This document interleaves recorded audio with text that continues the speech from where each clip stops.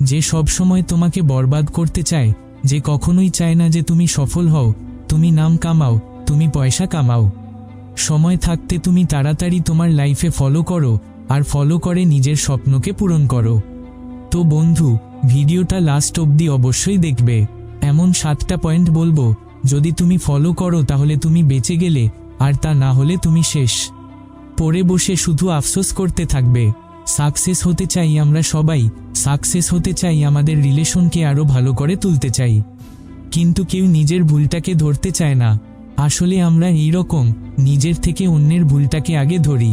হ্যাঁ, আমি তো সব কিছু পেতে চাই, কিন্তু 3 মাস 6 মাস নিজের জন্য কাজ করতে চাই না, ডিসিপ্লিন মেইনটেইন করি না।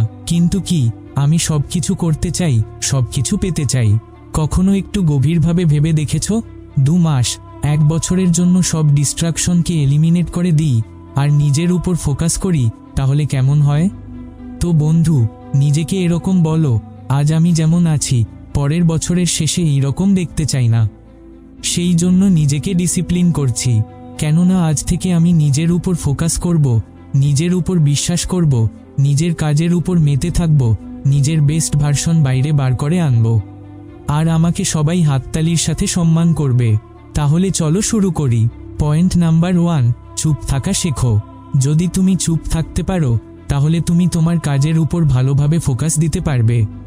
যত তুমি বলতে থাকবে, তত তোমার এনার্জি নষ্ট হবে, আর যত তোমার এনার্জি নষ্ট হবে, তত তুমি তোমার কাজের উপর ভালোভাবে ফোকাস দিতে পারবে না। আর যদিও বা কাজ করো, তাহলে বেশিরভাগ তুমি ভুল করে বসবে। কিন্তু যদি তুমি কম বলো, চুপ থাকো, যেখানে সেখানে তুমি তোমার মুখ না খোলো, তাহলে তোমার এনার্জি ঠিক থাকবে। তুমি কোনো কিছুতে ডিসিশন নেওয়ার সময় তোমার পাওয়ার বুস্ট হবে, নিজেকে ইমপ্রুভ করার শক্তি বাড়তে থাকবে, তুমি একজন ইন্টেলিজেন্ট ব্যক্তি হয়ে উঠবে। আর যদি চুপ থেকে ইন্টেলিজেন্ট হওয়া যায়, তাহলে চুপ থাকতে হবে। তাই বলে এটা নয় যে তুমি নিজেকে একটা ঘরের মধ্যে বন্ধ করে রাখবে। না বন্ধু, এমনটা নয়। মানে এইরকম চুপ থেকে তোমার স্বপ্নের ওপর পূর্ণ প্রকাশ্যের সাথে কাজ করে যাবে। নিজেকে মেহনতে লাগিয়ে দাও, যে স্বপ্ন তোমাকে সত্যি করে দেখাতে হবে। পয়েন্ট নাম্বার 2, শোনো, আর সেটাকে বোঝার চেষ্টা করো। চুপ থেকে তুমি যা শুনবে অন্যের থেকে, সেটাকে ভালোভাবে বোঝার চেষ্টা করো।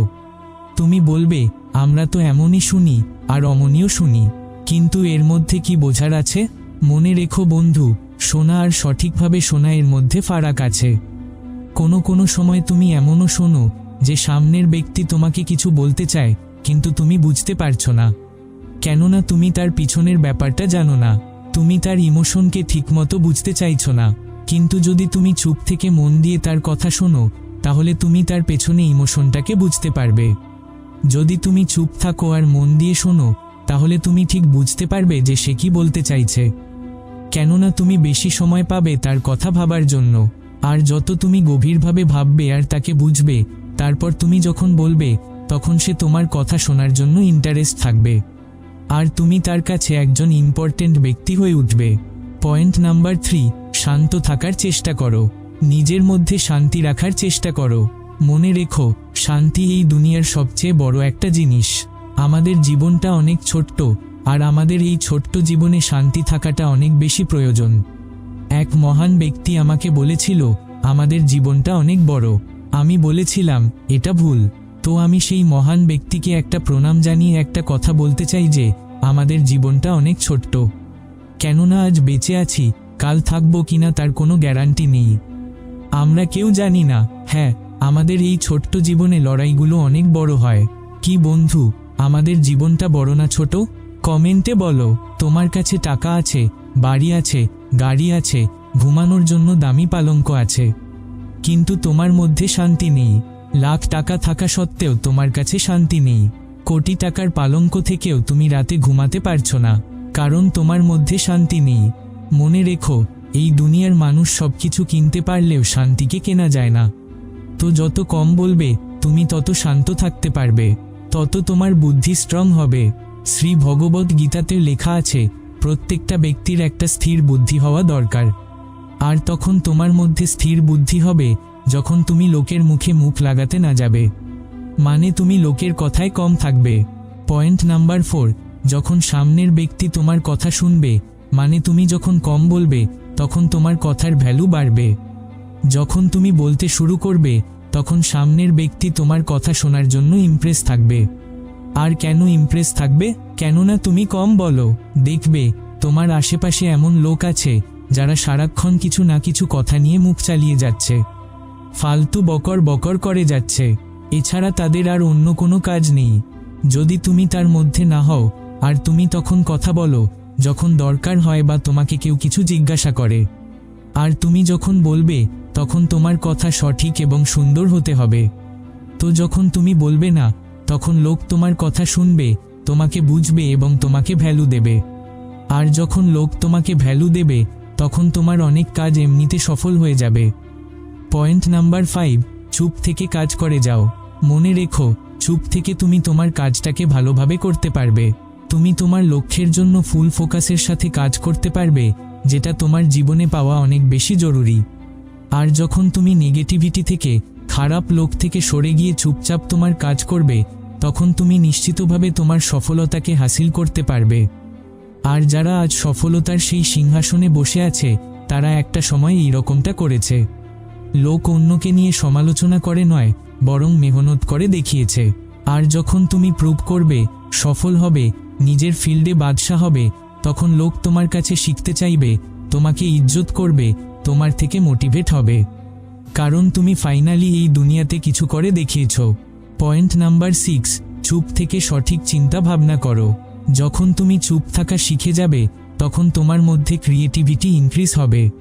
কেন হবে? কেননা তুমি যখন চুপ থাকবে তখন তুমি শুধু নিজেকে নিয়ে ভাবতে থাকবে। আর যত তুমি নিজেকে নিয়ে ভাববে, নিজের জন্য ভালো কিছু ভাববে, তত তোমার কল্পনা শক্তি বুস্ট হবে। আর যত তোমার কল্পনা শক্তি বুস্ট হবে তত তুমি জীবনে বড় কিছু অ্যাচিভ করতে চাইবে। তোমার কল্পনা পাখির মতো উঠতে চাইবে। আর যত তুমি উঠতে দেবে তত তুমি লাইফে বড় কিছু অ্যাচিভ করতে পারবে।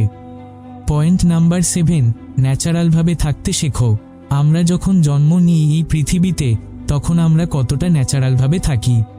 মানে আমাদের ছোট্টবেলায় একটা চকলেটে কত খুশি হয়ে যেতাম, প্রত্যেকটা জিনিস কতটা এনজয় করতাম, মজা করতাম। আর আজ এমনটা কেন হয়েছে?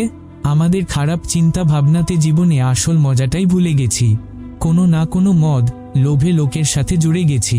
কিন্তু যদি তুমি ন্যাচারালভাবে থাকতে শেখো, চুপ থাকতে পারো, নিজের কাজকে নিয়ে এনজয় করতে পারো, কেননা যতটা এক্সট্রা ভাববে লোককে নিয়ে তত তোমার লাইফ খারাপ হতে থাকবে। আর চুপ থেকে যদি তুমি সঠিক ভাবো তাহলে তোমার লাইফ তোমার কাছে তত সহজ হয়ে যাবে। এটা তোমার উপর ডিপেন্ড করে যে তুমি তোমার লাইফকে খারাপ পথে নিয়ে যাবে না, সঠিক পথে নিয়ে যাবে। এই ভিডিওটার মানে হলো তুমি ঘড়ির মতো চুপ থেকে তোমার কাজের উপর মেহনত করে যাও। তো বন্ধু, ভিডিও কেমন লাগলো? লাইক করে বলে যেও, আর ভিডিওটা সবাইকে শেয়ার করে দিও। ততক্ষণ সুস্থ থাকুন আর দে মোটিভেশনকে সাবস্ক্রাইব করে সঙ্গে থাকুন।